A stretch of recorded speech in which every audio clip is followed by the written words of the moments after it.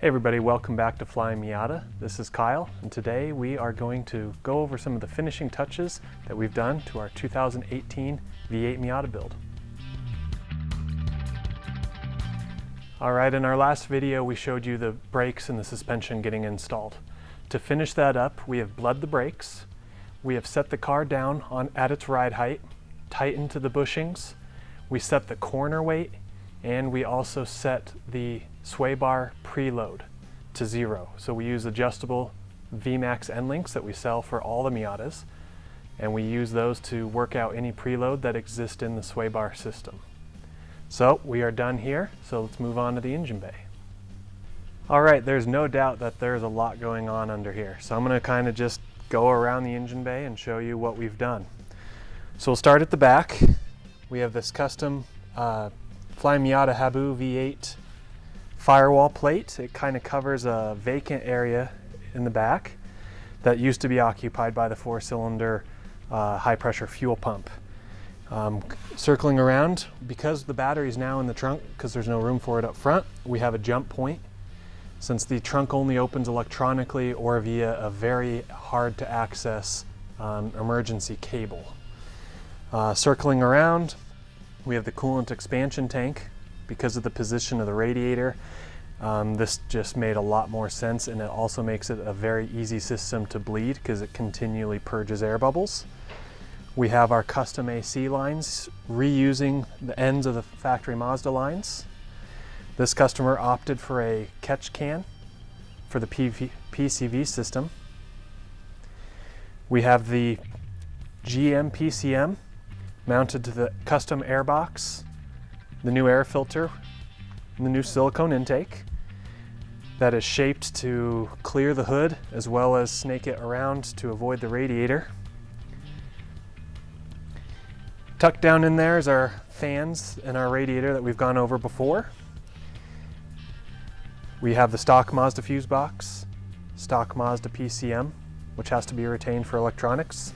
We have the new GM fuse box, and we have our exhaust solenoid and our new clutch master cylinder. And probably my favorite part of these conversions, my favorite piece that we add, is these hood struts. If you have an ND Miata, get them. They're great. They're easy to install. And my favorite part is they open the hood like another foot. I mean, fantastic. All right, you heard me say that we're retaining the Mazda PCM. And you're probably wondering why we don't have a Mazda engine anymore. Well, we do have to keep it to have the electronics be able to talk to each other, because we still have other Mazda electronics that rely on the PCM to function properly. We also have to keep a number of input sensors. We have the Mazda throttle body, we have the Mazda map sensor and the Mazda MAF sensor. Now we have those stored underneath the front bumper cover. They're above another panel that's in front of the radiator, so they're going to stay safe, they're going to stay dry, and they're just there so the PCM can still relay its signals properly. Alright, now we're inside the car, and we're going to show off how this car still looks like a 4-cylinder Mazda Miata. There's nothing in here that really screams this is a V8. The only thing you might notice is the shift lever position is just slightly off in the neutral position relative to the 4-cylinder variant. But we're able to keep the stock gauges, the stock touchscreen, stock AC controls, and a lot of that is thanks to our MRS box, which we'll get to here in a minute. And we also have the original pedals, which we'll show you here in just a minute.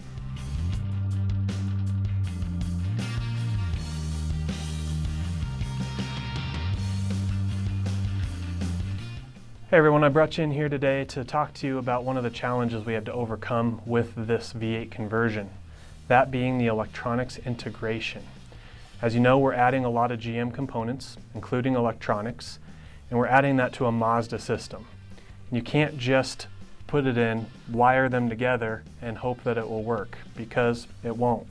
We had to have something in between the two systems to translate, and that's what this does. This is the MRS CAN gateway module. We wire this in between the Mazda PCM and the rest of the Mazda CAN system. We also feed it signals from the GM PCM. We use this box to translate, block, and add signals as needed to get various systems to work. That's how we get the gauges to work, like the RPM, the speedo. That's also how we get full systems like the ABS system to work. So this box really is crucial in making this conversion work and to work as cleanly as it does. So this is part of the reason why when you look inside the cab of our V8 conversion on the NDs, it looks just like the stock car. And this is the moment we've all been waiting for. It's time to start this thing up. We have it backed up to the door, and here we go. All right, ready? Ready.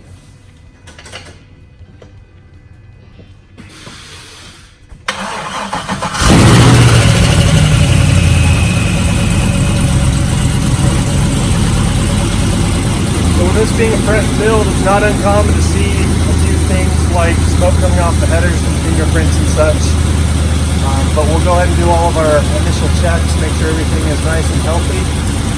Then we'll go and break in the diff and do a lot of our other basic checks. So we'll get that done now.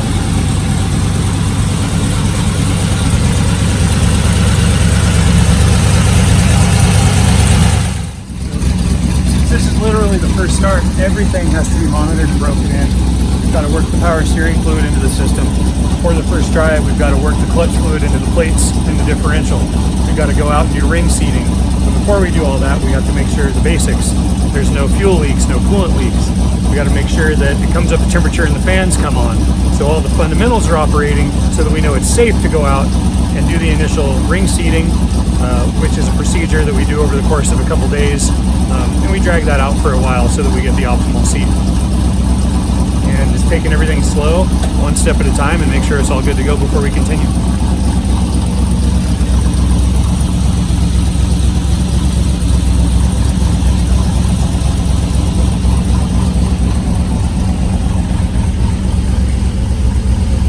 So this particular car has the 525 cam in it.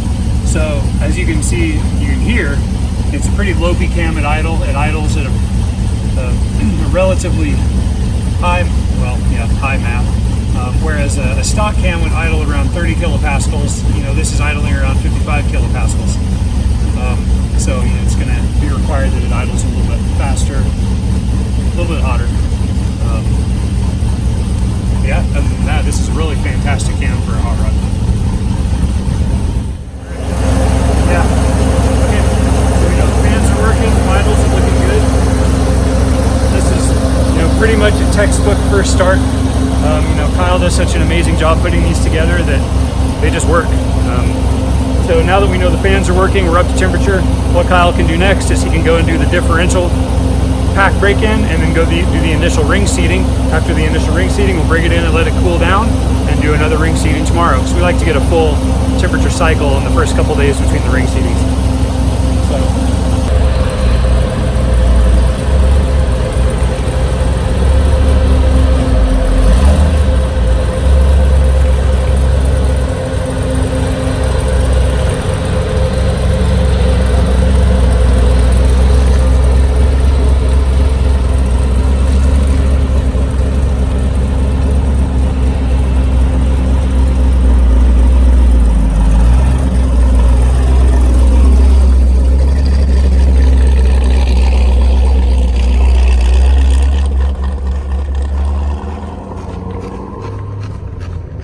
First drive.